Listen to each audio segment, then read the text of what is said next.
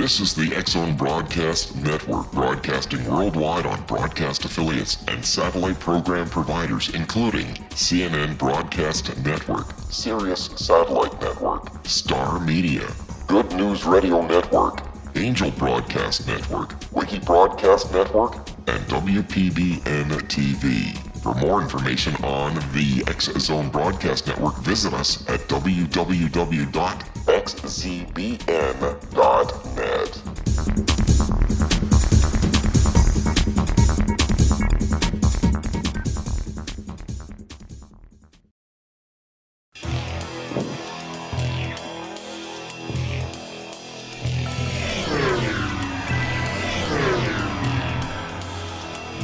This is A Different Perspective with Kevin Randle.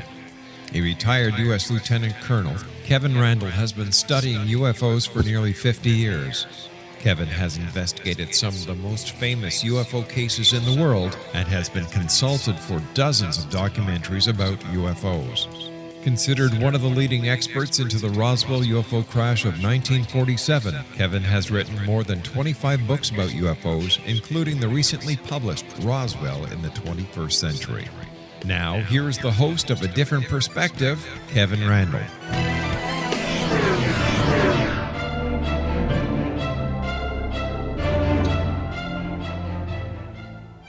And welcome. We are back, and I have a special guest with me today, Carol Rainey. I cannot believe I said it. Carol Rainey. I'm going to read this because her bio she sent me is rather impressive and rather long.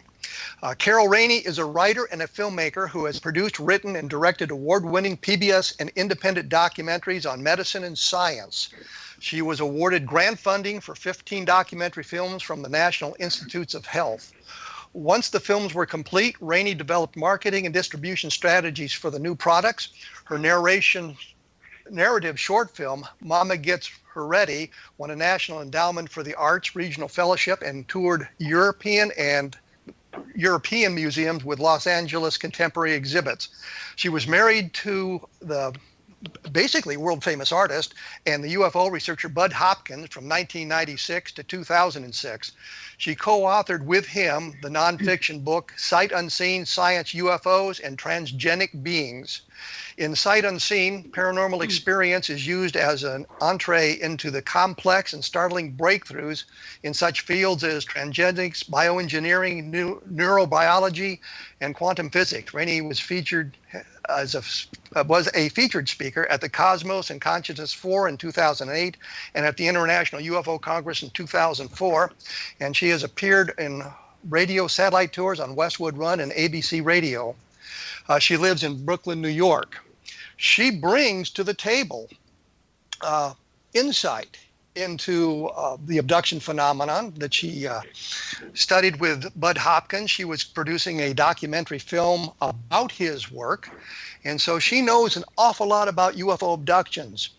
She's also mentioned that she had been a member of on the board of advisors for the Intruders Foundation, but she resigned because she saw the research had stagnated. It hadn't gone anywhere, which is kind of something that Russ Estes, Bill Cohn, and I had discussed in the book, The Abduction Enigma, about how research really wasn't going anywhere. So we're going to talk about that, and we're going to talk about a UFO crash, because that is something that is near and dear to my heart, and we'll get on with that. So let me introduce Carol Rainey. Welcome to the show. Well, thank you, Kevin. I think I need a shorter bio. It fills up a lot of time, so we don't have to think. So it's a good thing to do. All right. You had mentioned in, I guess, our email discussions that you had resigned resigned from the Intruders Foundation, and I mentioned briefly kind of the reason why. Can you expand on that? What brought you to that point? What caused you to do that? Well, a couple of things. One is very personal, but my husband's mistress was on the board, and there wasn't room for two women on the same board, two women associated with Budd. So that was a very, clear reason. And then also what I said to them was I'm sorry I wasn't more active in the Intruders Foundation board, because I genuinely thought those were strong, excellent people, an astronomer, an engineer, several therapists, people who were really dedicated and very smart, medical writer too. And their skills needed to have been put to use in being a peer with Budd in his research. And I began to feel that they were just being used to, lift the cartons of Coke and the bottles of wine for the seminars. And really, I don't think any of them ever wanted anything like that. They wanted to be part of a research team. And I was indirectly, because I was often there on the other side of the camera.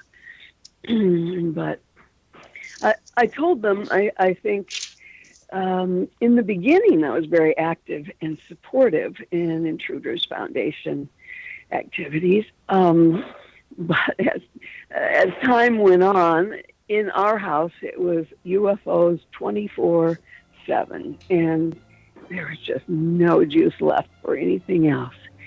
It was a really all-consuming thing that happened in that household.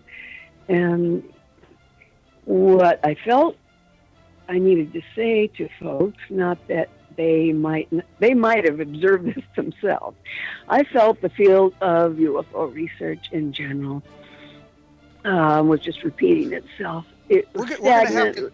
We're going to have to take a quick break. We will come back to that point just as soon as we can about the stagnation of the UFO research field. So we'll be right back with Carol Rainey right after these short messages. So stick around.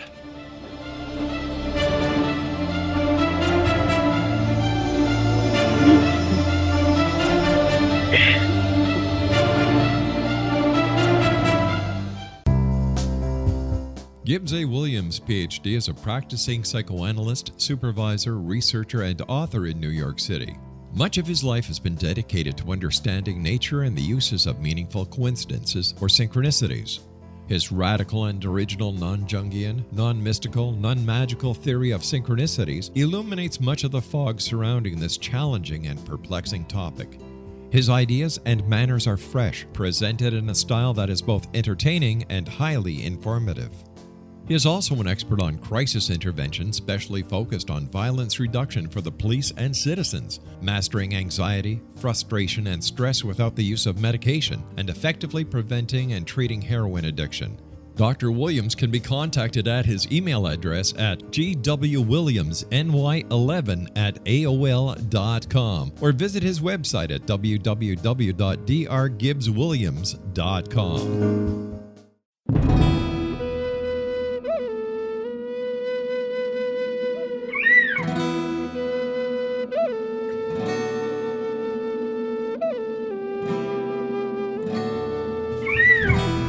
Shamanism is recognized as a method to access the quantum level.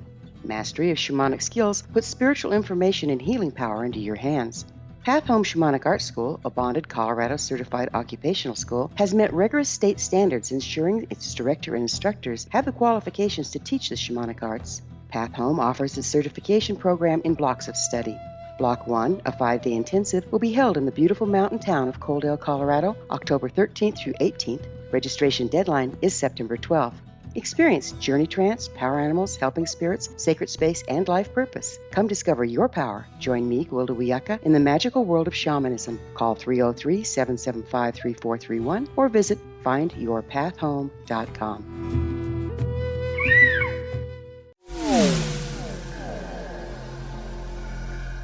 This is Kevin Randle. For nearly 30 years, I have been investigating the case of the Roswell UFO. I have interviewed hundreds of people and stood on the crash site. Now in Roswell in the 21st century, I have reviewed dozens of hours of audio and videotaped interviews, examined hundreds of files that relate to the crash, and have returned to Roswell in an attempt to put all that information into the proper perspective. For the first time in Roswell in the 21st century, I have made a dispassionate reevaluation of all that material and provide a new look at what happened. This is a book that clears away all the clutter that has hidden the truth for so long, strips away the various lies that surround the case, exposes the Air Force attempts at cover-up, and found a core of solid information that tells us all where the case stands today. Roswell in the 21st Century will be available in just a few weeks. For more information, please visit my website at www.kevinrandle.blogspot.com.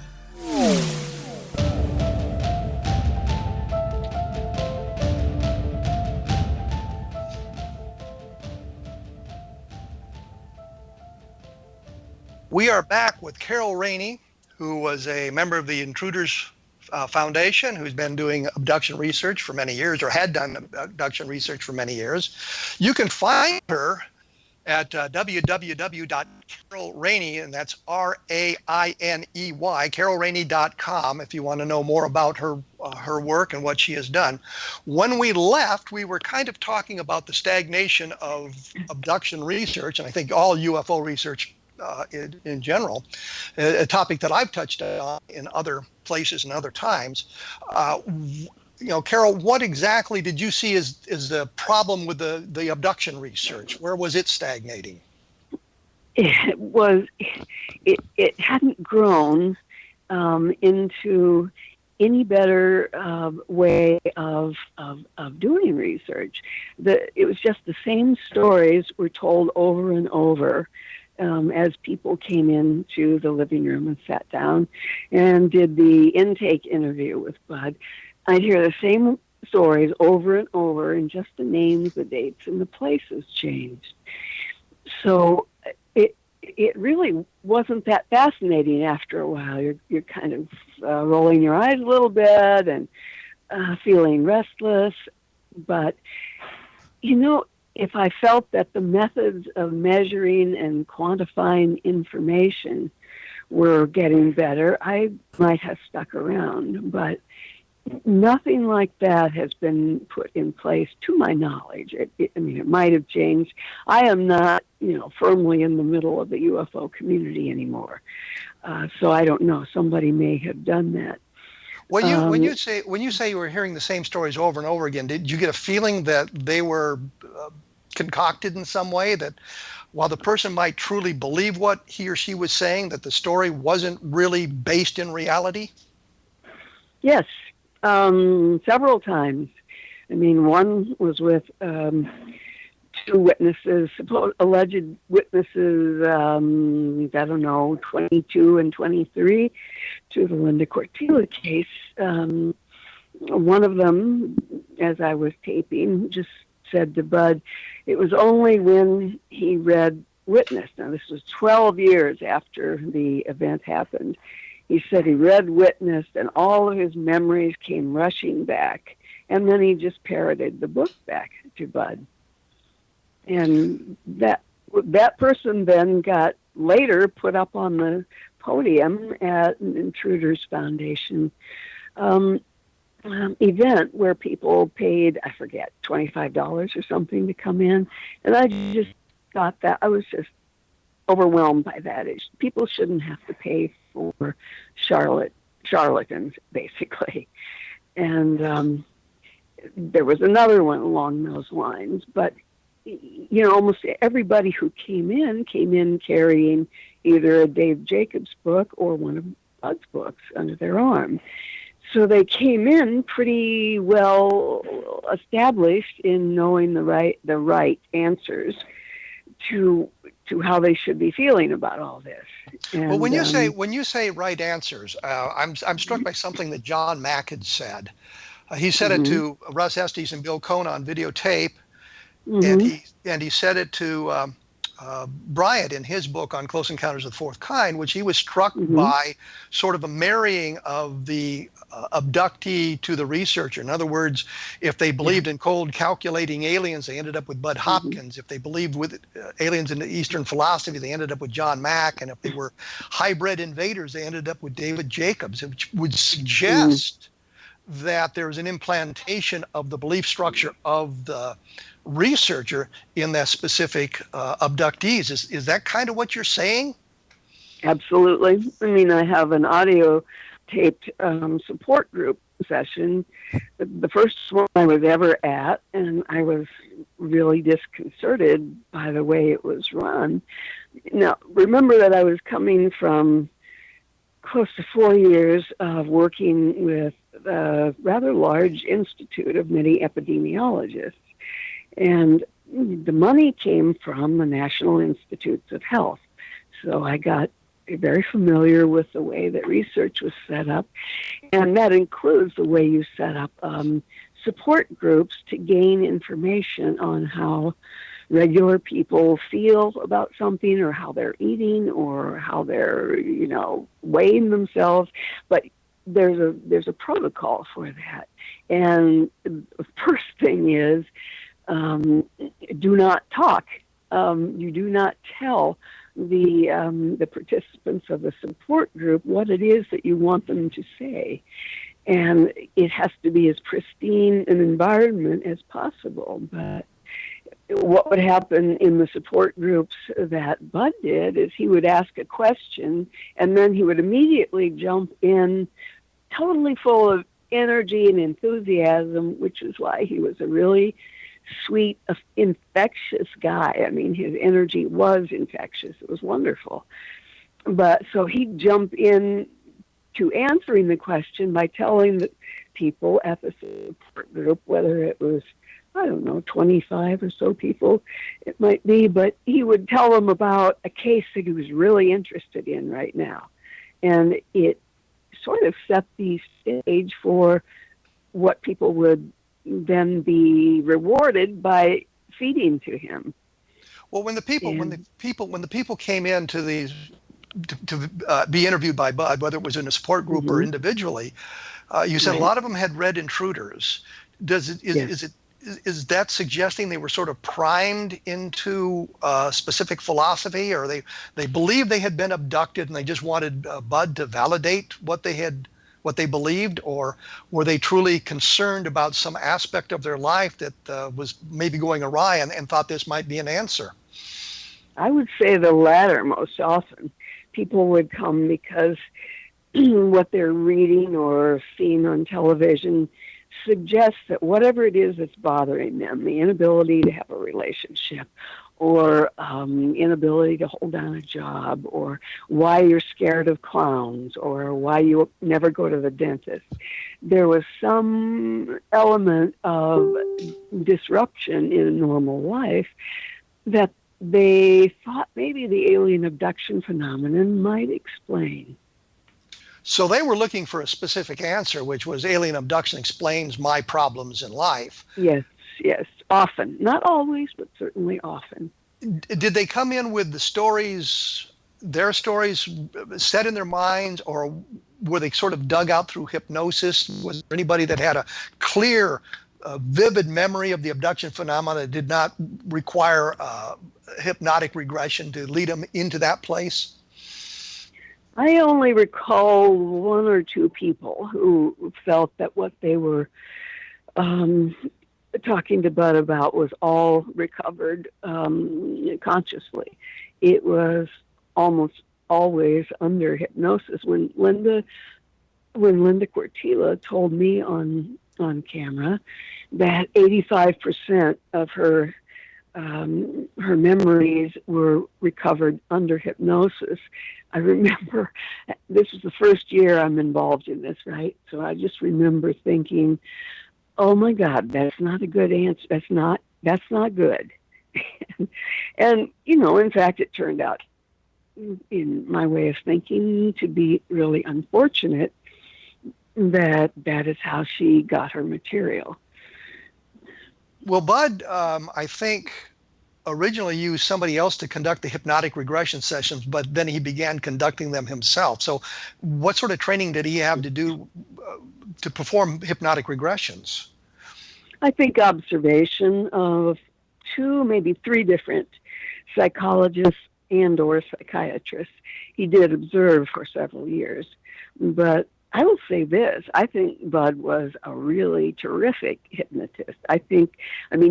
You can often tell when a person is so deeply relaxed that memories will flood forward, or can flood forward, or a confabulation of something they saw on television, something they walked past a showroom window, and something their mother said. That all flows together, and that's what comes out. You can't tell, really.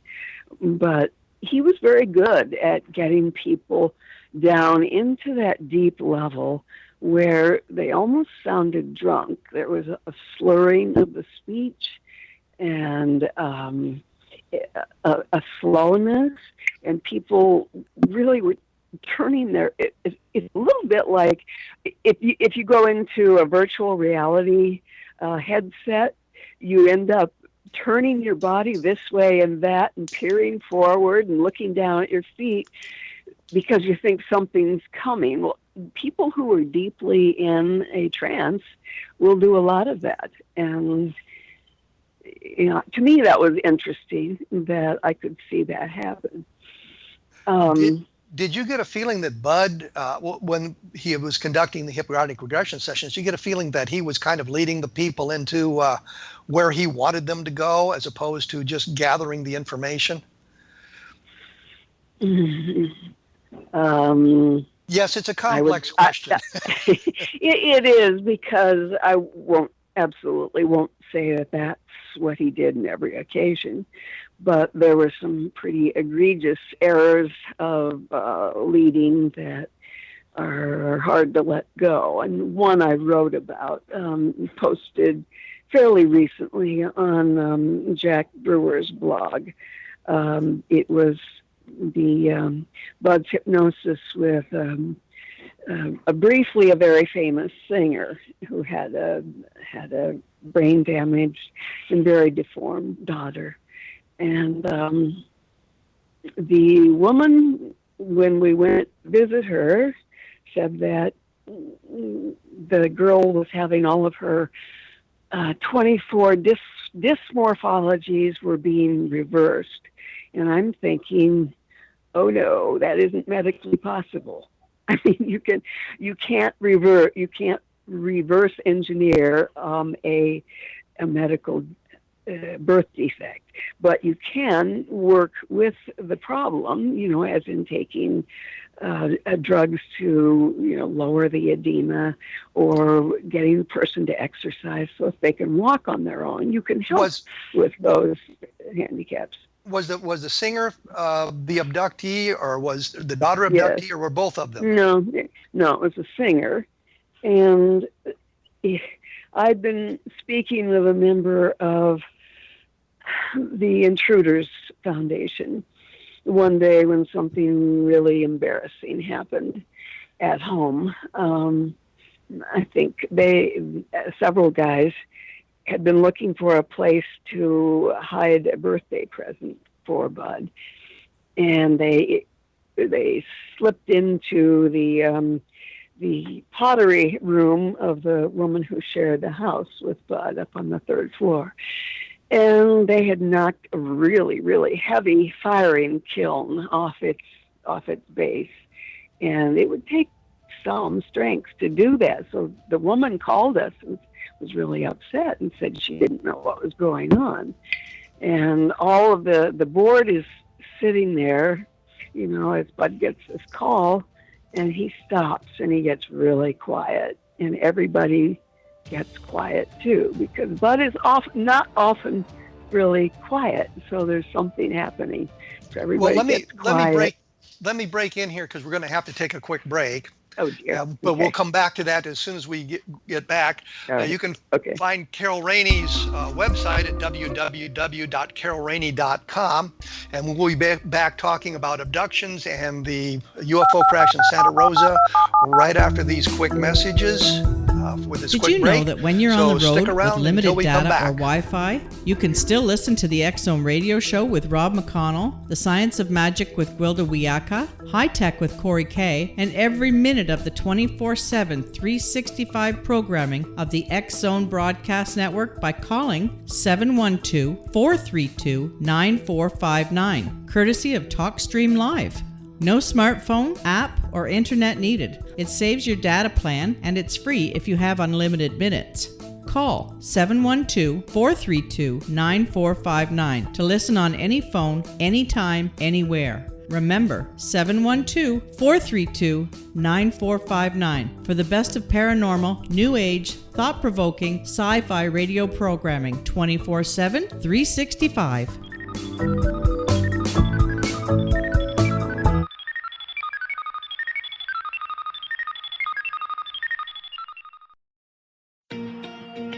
Wouldn't you love to know the secret to everything? Well then, meet Dr. Kimberly McGeorge and her cutting-edge, breakthrough knowledge that combines science with possibility. Dr. Kimberly brings real-life answers and healing to those open to alternative solutions. She teaches solution-based programs and classes that will change all areas of your life forever. Specializing in conscious creation, intuitive readings, and energy medicine, you can rapidly shift health, relationships, business, and money and abundance challenges quickly. Receive her best-selling book, Secret to Everything, at no cost by going to secrettoeverything.com/X-Zone. That's right, transformation can start now. Just go to secrettoeverything.com/X-Zone and receive Dr. Kimberly's book for free.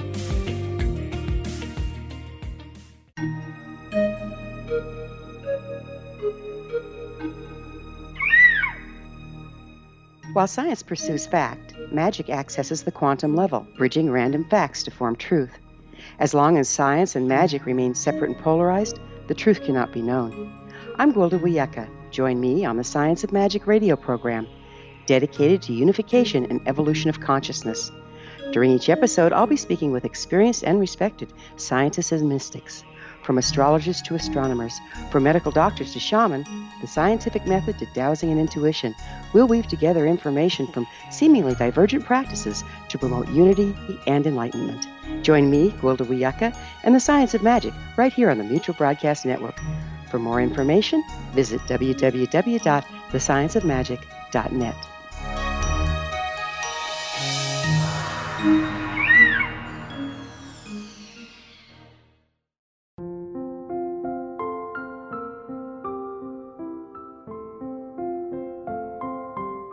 I am Dr. Carl O'Helvey, founder, president of a new cancer foundation focusing on evidence-based physical, mental, and spiritual interventions, including natural cancer cures, prayer, meditation, affirmations, nutrition, and other related holistic cancer prevention and cure modalities.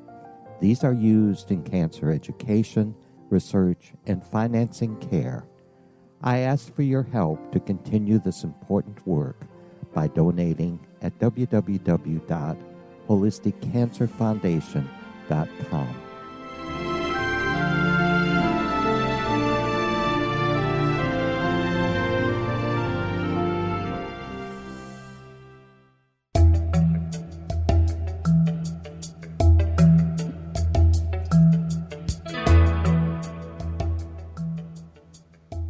And we are back with Carol Rainey talking about abductions. You can find her website at www.carolrainey.com.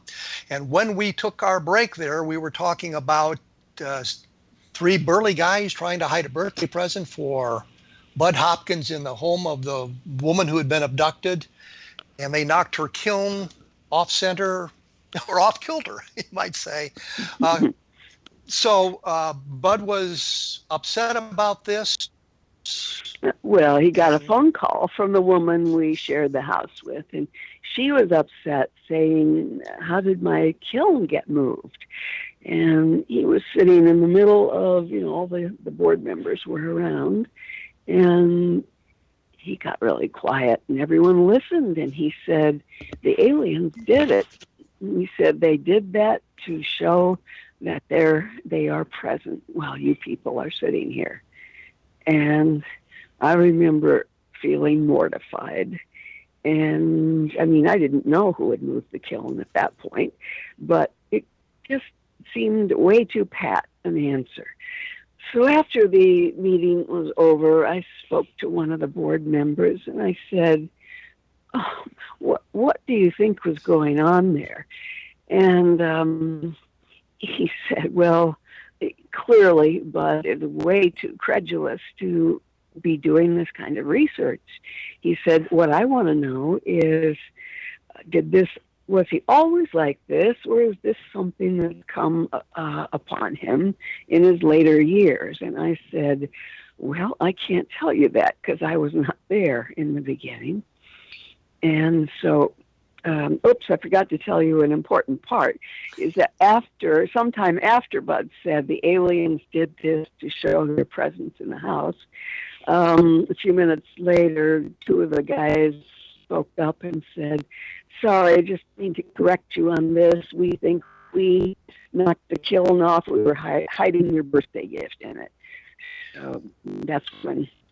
So later, the friend of mine said, it's just too credulous. What is going on here? And did this always happen? So I had been to the house of this singer, and it was a pretty disastrous meeting. But I went and listened to the tape from 10 years earlier when he first did hypnosis with this woman who had the unfortunately brain-damaged child. And, she was very thin-bodied with a sort of a big head and big eyes. You can see why they might think that. But, I was just sort of horrified that in that discussion with her afterwards and before and during the hypnosis session, he tells her that the reason the child was shaped the way that she was is because she was a botched alien human experiment. The mother starts crying and crying, and Bud assures her again and again, well, we know that she's partly yours too, but she's partly theirs. And under hypnosis, he directly says to her, did they implant you with their seed? And she hadn't been saying anything like that up to that point. I think that piece of audio is on Jack Brewer's website too. And you can hear it. Go ahead. Well, the impression I get from your discussion is Bud was very passionate about his research. Yes. He truly believed what he was saying based on his observation and his research with the people, but he might have been a little bit overly enthusiastic about where his research was taking him. Yes, absolutely. And this is not, Bud was not somebody who, willingly made this all happen. I think that as an artist, as bits and pieces came into his sight line, I think that he began to shape the phenomenon himself. He was an artist. He almost couldn't help it. That's what he did. But he's not consciously doing that. It's something that he's doing sort of subconsciously based on what he believes. Mostly, but again, I can't get inside his mind other than to, listen to the tapes and watch the audio or watch the videotapes and read his books. I can't tell you that, but I do know that he was a true believer, and so is David Jacobs a true believer. And so was John Mack. And so was John Mack. Well, towards the end of John's life, he did write something. I was trying to find that and can't find the source for it right now. John said, I made a mistake in taking these reports as anything but metaphor. He said something like that. He said that was his mistake. And I need to find where that is written down or where he says that. And that's because he moved on to his next field of research in the possibility of life after death. So he was moving. His research was evolving away from UFO abductions into another aspect, which is in essence the same thing. We gathered the information basically through hypnotic regression.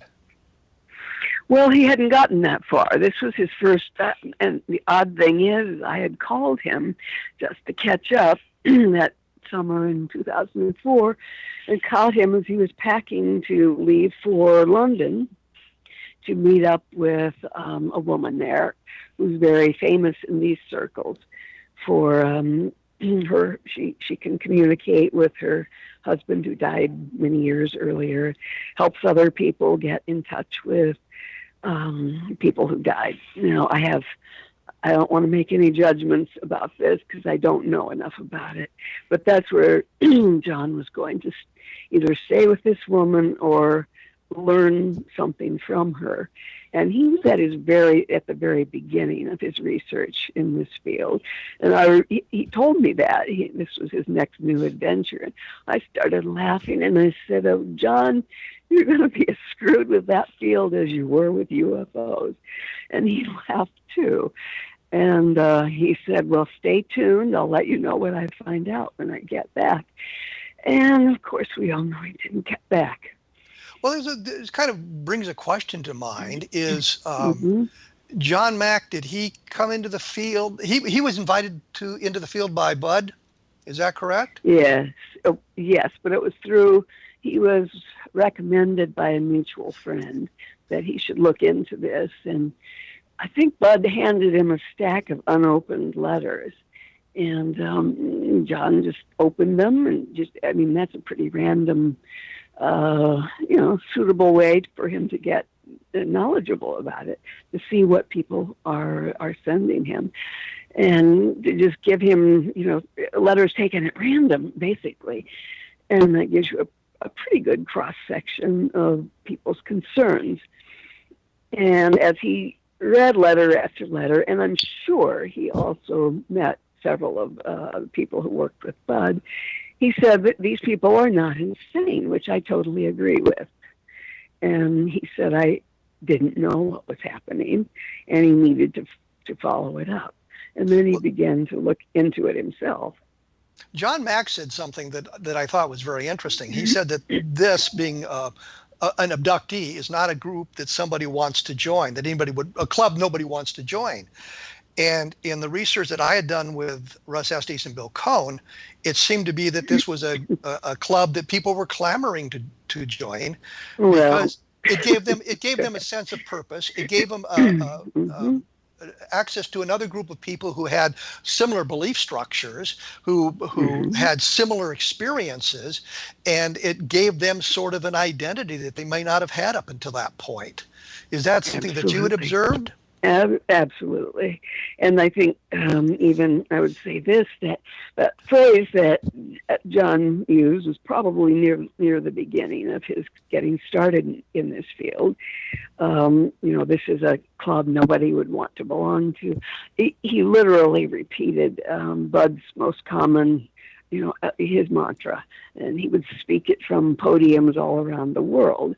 And I noticed that both John and Dave Jacobs have used Budd's statements literally unchanged, many of them. And I think it's because Budd was extremely good in language, in being able to, speak convincingly and with a sense of integrity, so that people who heard something that explained a really opaque and delicate thing like this phenomenon, they would latch onto that phrase and just repeat it themselves.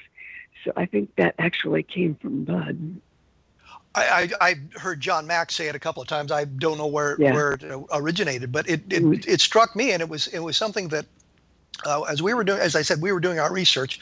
It seemed that people were clamoring to join the club because of, and then they would do outings. They would go out on picnics together, or take outings together, and all of that. So it's a club that you wanted to join, and your membership had to be remembering an abduction experience. The other thing. No, I absolutely agree with you that. I mean, there could be traumatic, awful experiences people might remember, but ultimately it as you said, it does give them a new community, and it gives them, the beam of the. And I will say, Budd was very good at this too. He was a father figure to I don't know how many people. So if you get as Linda did, you get the beam of approval turned on you from this father figure, this famous figure, you're in a pretty good place, actually.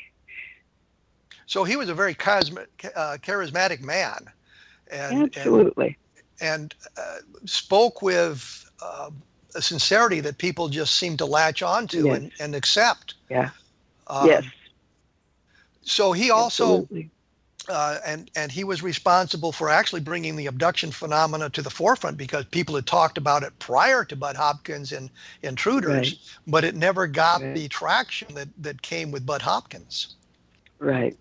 Well, he was very, very good on television shows, and he fought very fast on his feet and had a great, repartee, and he was just very good at this. So he brought both David Jacobs and John into this field, and I think in the beginning they pretty much took Budd's perspective on this, and then John started seeing more spiritual dimension in it, or the possibility for spirit. And Dave Jacobs, of course, never saw any spiritual aspect to this at all. He saw it as an invasion and the creation of hybrids to take over the earth. We're going to have to take another quick break here. I'm with Carol Rainey, whose website is www.carolrainey.com, so you can take a look at that. We're going to try to get to the Beanie UFO crash case in Santa Rosa, New Mexico in the last few minutes before we have to go away. I did write about that in the book Crash When UFOs Fall from the Sky, so you can take a look there. And I also did something on my blog, which is at www.kevinrandle.com. But we will be back with Carol Rainey in just a few minutes, right after this.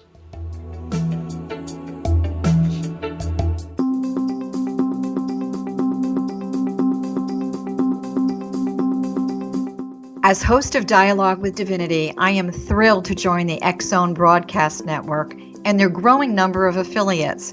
My quest for a connection to the divine ignited my successful career path as an international spiritual counselor for over 40 years, an author of 4 books, and well-known metaphysical educator. My clients call me their spiritual mama.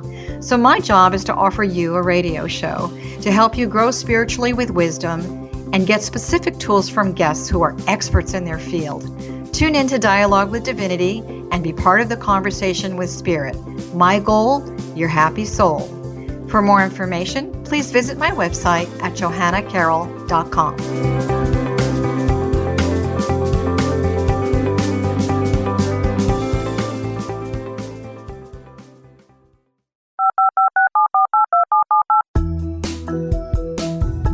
Did you know that when you're on the road with limited data or Wi-Fi, you can still listen to the X-Zone radio show with Rob McConnell, The Science of Magic with Gwilda Wiyaka, High Tech with Corey Kay, and every minute of the 24/7, 365 programming of the X-Zone Broadcast Network by calling 712-432-9459, courtesy of TalkStream Live.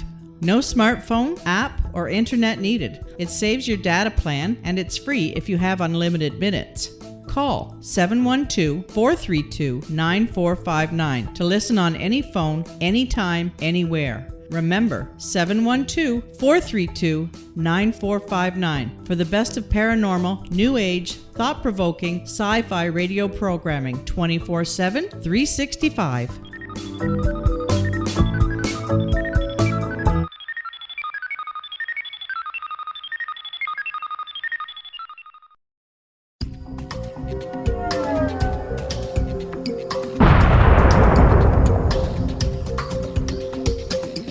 Coming soon to the X-Zone Broadcast Network is A Different Perspective with me, Kevin Randle, as your host.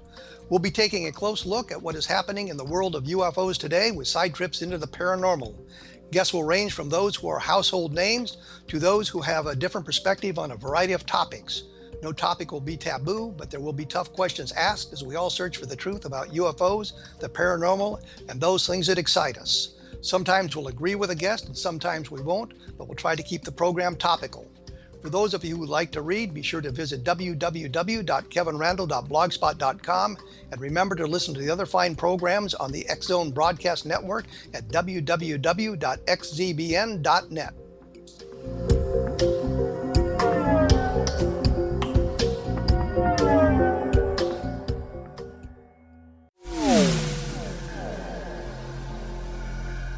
This is Kevin Randle. For nearly 30 years, I have been investigating the case of the Roswell UFO. I have interviewed hundreds of people and stood on the crash site. Now in Roswell in the 21st century, I have reviewed dozens of hours of audio and videotaped interviews, examined hundreds of files that relate to the crash, and have returned to Roswell in an attempt to put all that information into the proper perspective. For the first time in Roswell in the 21st century, I have made a dispassionate reevaluation of all that material and provide a new look at what happened. This is a book that clears away all the clutter that has hidden the truth for so long, strips away the various lies that surround the case, exposes the Air Force attempts at cover-up, and found a core of solid information that tells us all where the case stands today. Roswell in the 21st century will be available in just a few weeks. For more information, please visit my website at www.kevinrandle.blogspot.com. What Happened in Benghazi is revealed by Nicholas Genix, author of Obama, Islam, and Benghazi. He informs the American people that President Obama deceived them by advocating a strong foreign policy prior to the 2012 presidential election, and Hillary Clinton supported this deception. As the title infers, there is a connection between Obama, Islam, and Benghazi. Ample evidence informs Americans that Obama's early indoctrination in the Quran developed an affinity for Islam, why the Quran is the source of discontent in many countries, and why the Obama foreign policy deception led to poor military action and caused the loss of American lives in Benghazi. Genix provides 36 questions for the Select Committee on Benghazi to validate if Americans are justified to mistrust President Obama and Hillary Clinton. An overview of Obama, Islam, and Benghazi is presented on the website www.futureofgodamen.com. That's www.futureofgodamen.com. Afterlife expert Roberta Grimes was the first one to say that dying can be fun. Now her best-selling book, The Fun of Dying, is available in stores worldwide. So if you wonder whether death ends life, how it feels to die, or what heaven might be like, The Fun of Dying was written for you. And if you have always been afraid of death, or if you worry that your life has no meaning, let The Fun of Dying ease your fears and bring new meaning to your life. Nothing said in The Fun of Dying is based on the teachings of any religion. Instead, Roberta draws on evidence to explain how death happens, how it feels, and what comes next. A lot of the best death-related evidence was produced in the first half of the 20th century. When it is put together with recent discoveries, it tells a consistent and amazing story. Roberta Grimes blogs and answers questions at robertagrimes.com. Her wonderful book, The Fun of Dying, is available on Amazon and at stores worldwide wherever books are sold.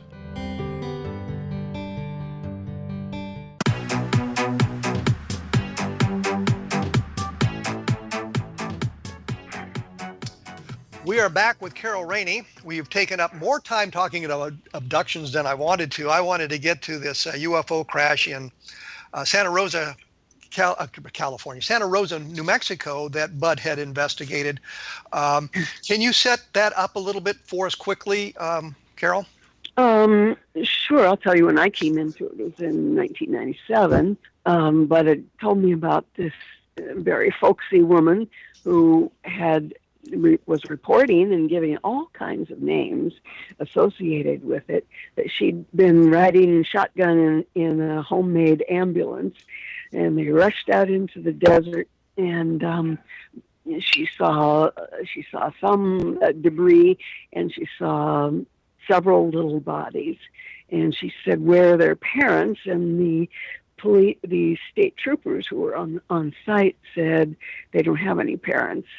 And she loaded them into the station wagon, and they whizzed back to town to this unbelievably tiny little hospital in Santa Rosa that was run by nuns. And Beanie says that she knows exactly how big they were because she could get an entire torso on one of her x-ray plates, which would be, I don't know, something like 4 feet long.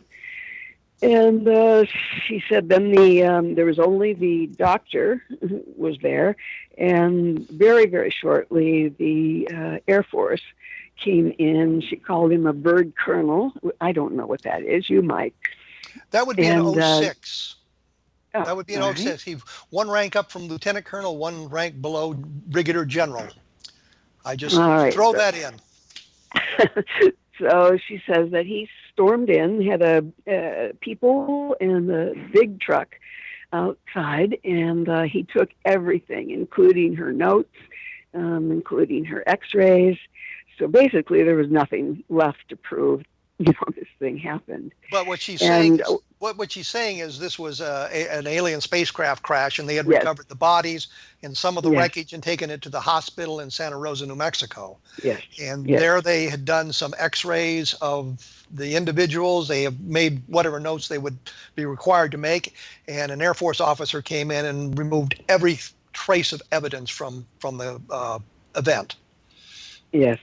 And she was naming names. I'm looking at a letter here from Walt Webb in March 15th, 1995. He was the original investigator. He was the primary investigator on this case. And when they lost their financial support from one of the people who often supported things like this during those years, Walt had to go find a job, so he left it up to Budd, but he sent a very detailed list of what needed to be done, who needed to be talked to, and he also communicated with Beanie. It was hard to tell from just talking with her, did this really happen or did it not? So it was only when I came back home and read through the file that I found Walter Webb's notes.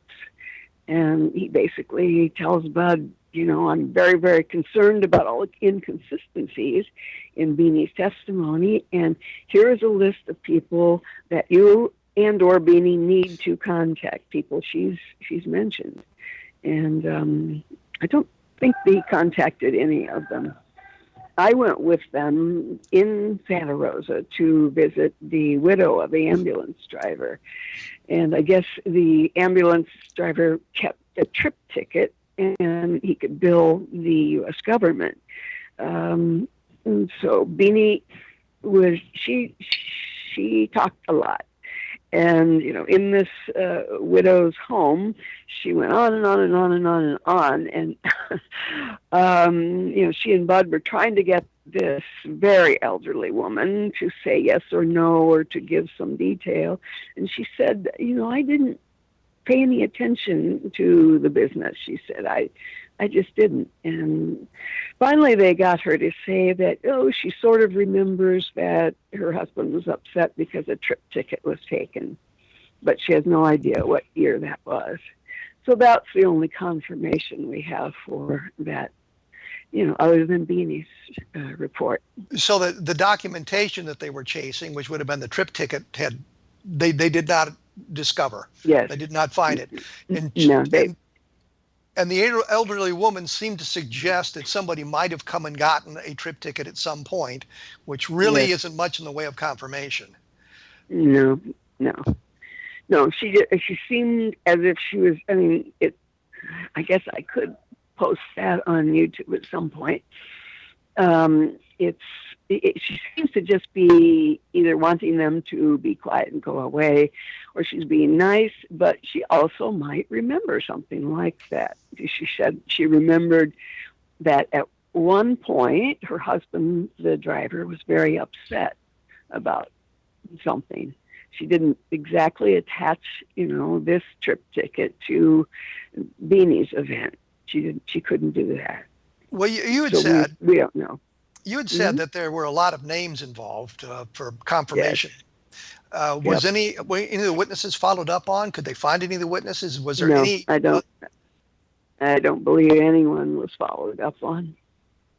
So Budd pretty much took it over from Walt, and he had very little respect, I guess, for Walt, unfortunately.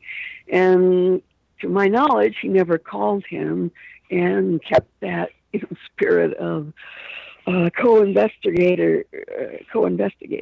He didn't keep that going. It was all his case after that. Did you have a chance to talk to Walt Webb about this?